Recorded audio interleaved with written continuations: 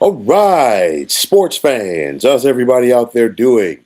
William Martin coming at you one more time here on YouTube with another edition of the 300 Pounds of Sports Knowledge Podcast.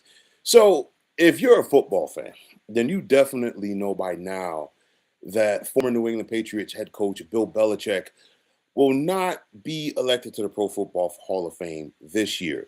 Belichick's denial for entry has been met with a ton of criticism, and honestly, it's all warranted. You're talking about a head coach with 6 Super Bowl championships, two more as a defensive coordinator with the New York Giants. He's a member of the NFL's All Decade team for both the 2000s and the 2010s, as well as being on the league's 100th anniversary team. 302 regular season wins and 31 more wins in the postseason, which includes 9 trips to the Super Bowl as a head coach. And in talking about those 31 wins in the postseason, no head coach in NFL history has won more playoff games than Bill Belichick. Uh, I said it when I heard the news the other day, and I talked about it on the short the other day, and that is the controversies of Spygate and Deflategate. I feel that they were used against New England Patriots team owner Robert Kraft in denying him to get to the Pro Football Hall of Fame. And honestly, I think now the same can be said about Bill Belichick. And another question for me is this. Um, I felt like Robert Kraft was a slam dunk to get to the Hall of Fame as an owner because you're talking about a man who now this is going to be the Patriots' 11th Super Bowl appearance on his watch. First of all, the Patriots have more Super Bowl appearances than any other franchise in NFL history. And of course, no team owner has gotten there more than Robert Kraft has. And of course, no team owner has won more championships than Robert Kraft has either. But he's not in the Hall of Fame. And now you've got Bill Belichick, the guy who's won more Super Bowls than any other head coach, more playoff games than any other head coach. He's not in. And you just got to wonder if the same thing is going to happen to Tom Brady when it's his time for induction into Canton. Because if Bill Belichick's not a first ballot Hall of Famer, and if Robert Kraft isn't, and Tom Brady isn't, there's definitely a problem with your Hall of Fame. I've said this before, and I'll say it again, okay? Because just like it is with the Baseball Hall of Fame, because I think aside from the Pro Football Hall of Fame, I think the Baseball Hall of Fame is the most controversial because sometimes who gets in, and more importantly, who gets left out. And the bottom line is this: the writers and the people on the committee are not the keepers of the gate. And I say that because either someone is a Hall of Famer or they are not. And if Bill Belichick is not a Hall of Fame head coach, then who is? There have been some controversial snubs in the past as far as not getting in the Canton, but I really feel this one right here takes the cake as we have seen nothing but disappointment outpouring from Belichick's supporters and his adversaries alike this week. And I think when not just the people that you went to battle with, but the people who you competed against, okay, are coming out in your defense, I really do think that says a lot as far as how people feel about Bill Belichick around the National Football League. Now, it's the Pro Football Hall of Fame. It's not about who you like and who you do not like. It's one of those, again, this is not the first snub, and this is not the first controversial snub by the Pro Football Hall of Fame, but this one really stands out. And of course, for me, one of the most controversial snubs rather, that I've seen recently was a couple of years back when we saw Randy Moss, and this is no disrespect to Randy Moss, big time fan of Randy Moss. He was elected on his first year in the ballot, but Terrell Owens had to wait till his third. And, you think about it, how many wide receivers were better than T.O.? Now, some people could say, well, you know what? T.O. was a problem with teams, this, that, and the third. Doesn't matter. On Sundays, he showed up and showed out, and the proof is in the pudding. Just look at the stats, okay? And T.O., it took him until his third time to get to the Pro Football Hall of Fame. And I remember having this conversation with a friend of mine when T.O. did not make it the first time around. I said, listen, Pro Football Hall of Fame has a problem on their hands. And I basically felt that, you know what, if you snub T.O., are you really going to be comfortable giving him an open mic to express his views for not getting into the Hall of Fame? Well, we didn't have to worry about that open mic with T.O. because he never showed up. And honestly, I don't think T.O. will ever go to Canton to see his bust there. Okay, just my thoughts. But nonetheless, you think about that controversy. Look at how many years that it took Art Monk to get in. And all Art Monk did was finish his career with more receptions than any player in NFL history at the time. And of course, his consecutive games with the reception streak, which was then broken by Jerry Rice. You look at a guy like Kevin Green. Kevin Green is third all time on the NFL sacks list and still is. It took him years to get into the Pro Football Hall of Fame, but we saw so many guys who had less sacks than Kevin Green get in on the first ballot. I'm just saying. All right. You think about, with Kevin Green, only Bruce Smith and Reggie White in NFL history have more sacks than him. All of those were ridiculous. Don't get me wrong. But what we're seeing with Belichick right now borders on being hyperbole. You got to wonder, because this has been something that has been said by a lot of people this week. Should the voters who snub Belichick be put on Front Street? I think they should, because you need to have a legit reason why, and people want to know why that you decided to keep him out.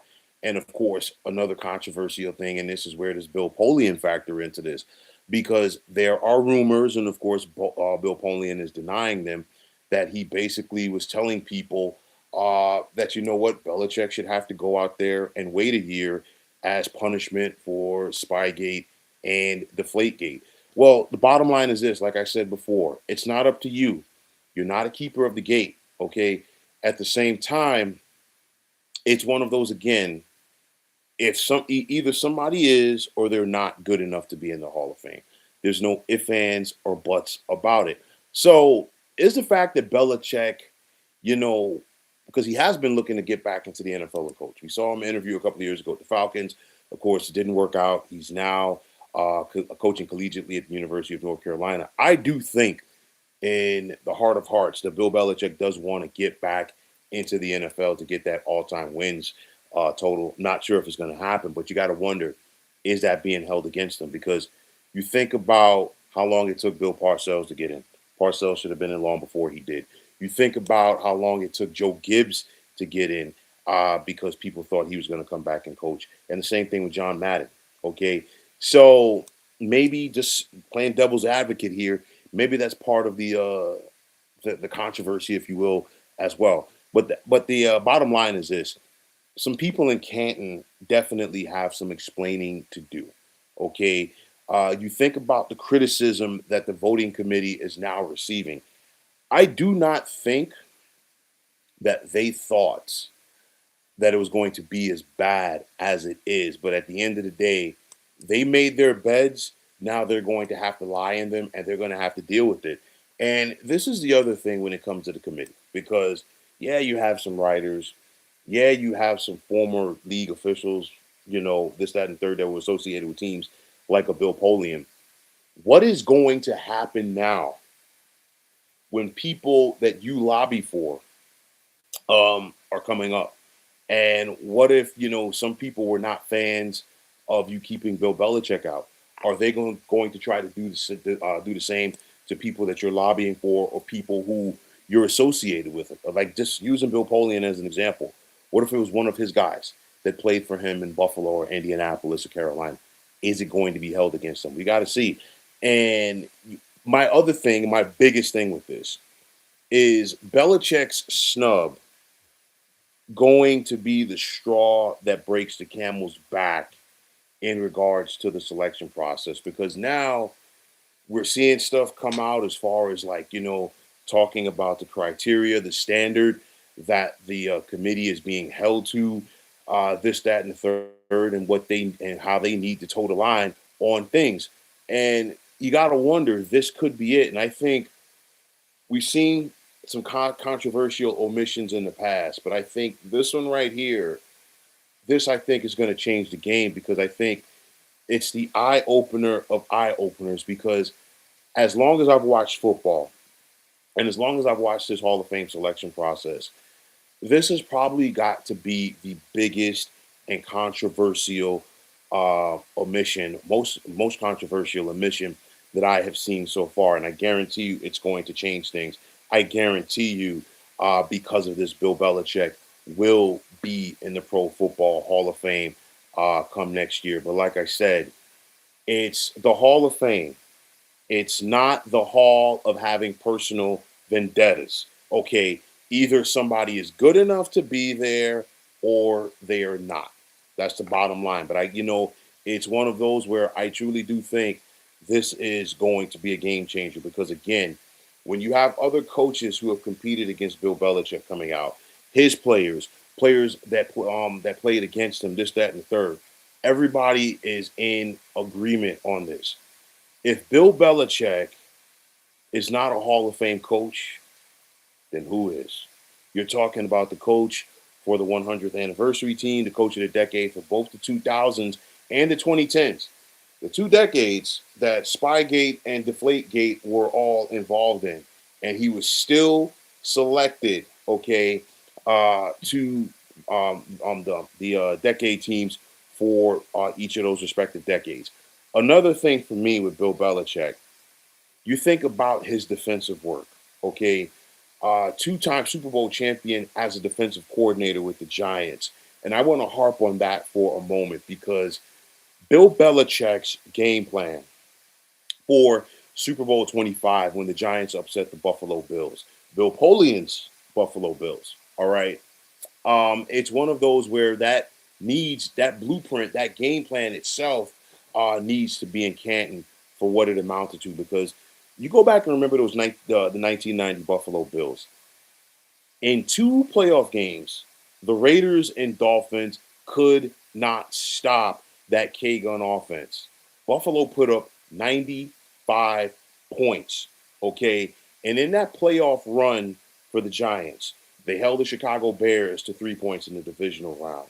They held the San Francisco 49ers to 13 points in the NFC Championship game. A 49ers team that was looking to three-peat, a 49ers team that had a juggernaut of an offense. And if you go back to that era, Joe Montana's 49ers offensively struggled against Belichick's defense with the Giants more than they did any other team.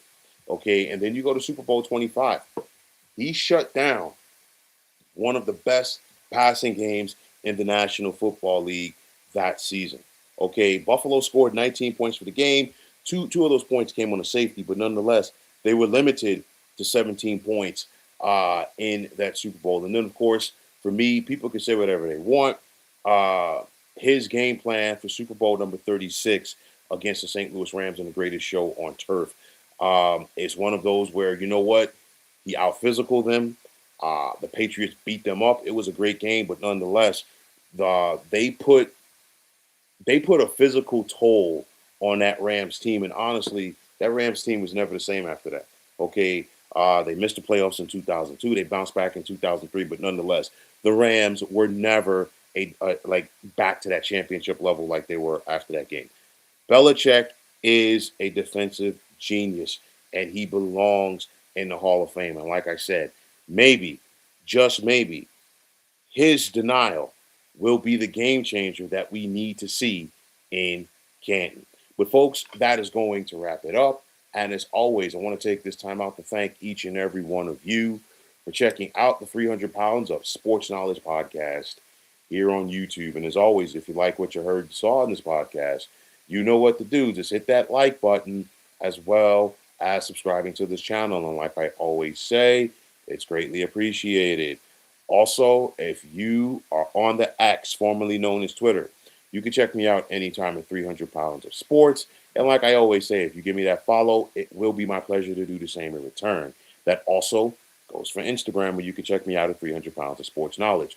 Also, if you're on Facebook, definitely check out the Sports Depot 365. And as far as I'm concerned, one of the better sports groups going on social media. But until next time, fine folks, my name is William Martin. I'm signing off, and I'm saying thanks once again for checking out the 300 Pounds of Sports Knowledge podcast here on YouTube. Be well, everybody.